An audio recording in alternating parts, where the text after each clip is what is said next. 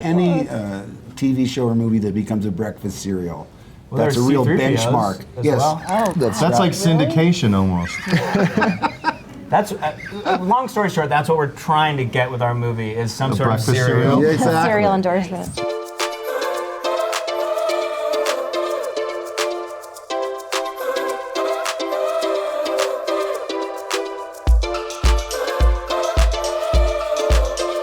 The movie is about a character named James that I play, and he's obsessed with a TV show called Brigsby Bear.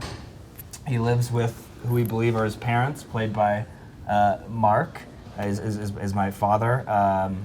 Jane Addams. Jane Addams is my mother, and what we ultimately learn, without giving away too much, is that this TV show is being produced just for him. Nobody else has seen it. That's the movie we were in. The script is brilliant. It's so interesting. It's so funny. It's not a story I've ever seen told before, and it's as much as it's funny, it's incredibly sweet. I mean, it's a really, really sweet movie, and it's a little sad and poignant, but it's hilarious. I don't know. It's just, it kind of has all the ingredients. This thing seemed to me to be in a category all its own. And with the pedigree of SNL and the title, I thought, well, it's going to be a broad comedy, and it's anything but. It's a very interesting character study. It's very poignant in many ways, and there were elements in it, especially with my character and Jane Addams as my wife, that I thought, boy, it's going to be really tricky to remain sympathetic when they find out what we've done. So, and in fact, that gave me great trepidation. I thought, well, I like playing villains anyway. I don't have to be. You have a long history of it. Yeah, but like Michaela said, it was a story that I had never seen told before. You have to read it to understand it.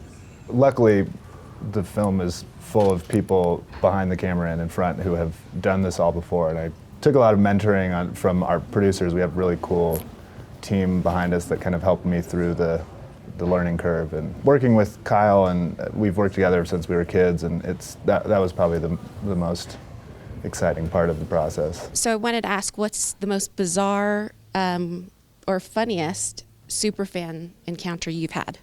To me, one of the most frustrating. I love all my fans. Okay. Oh, brother. Oh, okay, just brother. Here it comes. That sounds really Hollywood. I really like my fans. I do.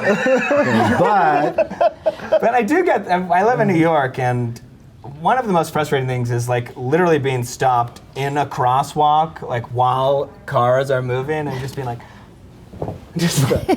Kyle, right? Yeah, no. Oh, damn. Just like. But anyways, those are the guys I don't like. Wait. Dave? Oh, I have not had a fan experience. No, I don't know. I don't have a good one. Do you have real government officials coming up and talking to you like you are? Because I'm on a political show, people always say, imagine. who work in politics, they say, oh my God, you guys are so accurate. And then we both, the person who says it and myself go, that's a bummer, isn't it? Like, yeah, like it's the realization of like something so important is not being executed very well. Early on when I was just starting out, it was so exciting for me. I was working at Universal, and we were shooting on the back lot, and one of the trams from the tour guide went by. And they said, if you look to your left, you can see the production of Owen Marshall, Counselor Law, being shot with this week's guest star, Richard Thomas, pointing to me. And I waved. I was so thrilled because everybody was taking my picture, and I thought, this is good. It's like a dry run for if I ever become famous. So I got my feet wet as, I didn't correct them, of course. And I would have happily signed autographs. I did get recognized once at Grauman's Chinese, and they said, can I have your autograph? It was before I'd done anything.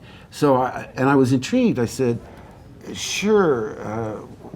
What do you want me to write? And they said, well, just your name and best wishes. And let me ask you, was there more than one Lassie? Or was it just one dog, or they changed him over the years? So they thought I was John Provost grown up. And luckily I remembered how to spell his name. It's Jon without an H, and I did sign best wishes, John Provost. That's how desperate for recognition I was and am.